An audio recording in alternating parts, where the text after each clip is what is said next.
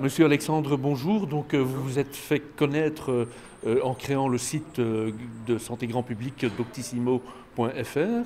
Vous avez ensuite fait parler de vous par la publication, il y a 3 ans maintenant, d'un livre qui s'appelait La mort de la mort, pardon, dans lequel vous affirmez que le premier homme qui vivra 1000 ans est sans doute déjà né.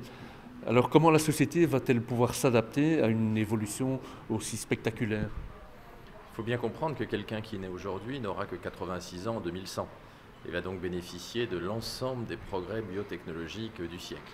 Donc il est effectivement probable que les gens qui naissent aujourd'hui, parmi ceux-là, un certain nombre auront des espérances de vie très longues.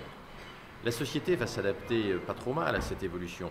Elle va être progressive. On ne va pas voir débarquer demain matin des gens qui ont 300 ou 400 ans. Donc l'augmentation de la durée de vie va se faire étaler sur plusieurs siècles et la société aura le temps de s'y faire. Il ne faut pas oublier que l'espérance de vie en Belgique n'était en 1750 que de 25 ans. Elle est aujourd'hui de près de 85 ans. Donc l'espérance de vie a déjà triplé en Belgique et finalement personne ne s'en est plaint et ça n'a pas déstabilisé la société belge que l'espérance de vie triple en 250 ans.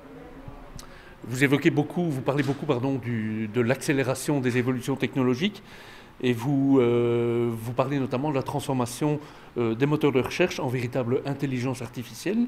Quelles conséquences cela aura-t-il sur la société de demain ? La puissance des serveurs informatiques croît de façon exponentielle. Elle est multipliée par 1000 tous les 10 ans, par 1 million tous les 20 ans, par 1 milliard tous les 30 ans. Cette explosion de la puissance informatique va se traduire dans les décennies qui viennent par l'apparition d'authentiques intelligences artificielles, peut-être même dotées de conscience artificielle. Les dirigeants de Google estiment que la première intelligence artificielle dépassant la capacité humaine sera inaugurée vers 2029-2030 et qu'en 2045, l'intelligence artificielle de Google sera 1 milliard de fois plus puissante que la réunion des 8 milliards de cerveaux humains. Donc c'est une perspective qui n'est pas immédiate, qui est sur quelques décennies, mais qui entraînera des bouleversements majeurs dans l'ensemble des secteurs économiques. Pour prendre un exemple concret, le développement de la puissance informatique et les embryons d'intelligence artificielle qui existent aujourd'hui permettent déjà d'avoir des voitures qui se conduisent toutes seules. Et vous avez vu la sortie récente de la Google Car, qui n'a plus de volant, qui n'a plus de pédale, qui ne va pas être commercialisée de façon large tout de suite, mais qui, dans 10 ou 15 ans, pourrait remplacer les voitures traditionnelles.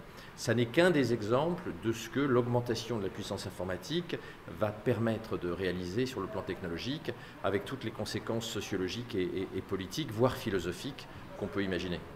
Justement, l'homme, vous le dites vous-même, l'homme sera bientôt dépassé par la machine en quelque sorte.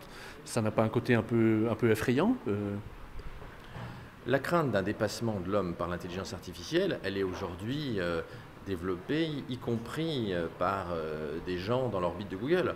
Par exemple, le fondateur de la société DeepMind, qui est la leader dans l'intelligence artificielle, a déclaré il n'y a pas très longtemps « Il y a un risque que l'intelligence artificielle extermine l'espèce humaine dès le XXIe siècle ».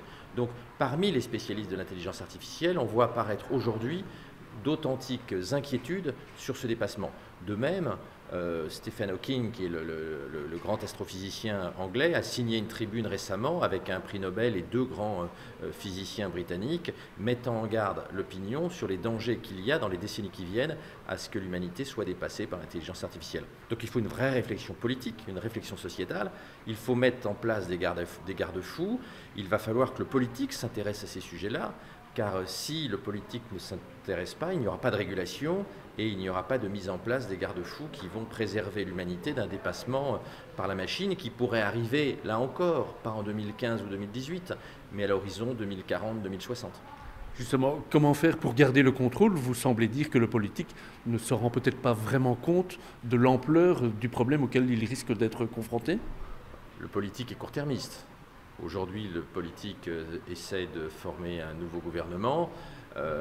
L'avenir de l'humanité à l'horizon 2050 n'est pas à l'agenda des hommes politiques, qu'ils soient francophones ou néerlandophones dans notre pays.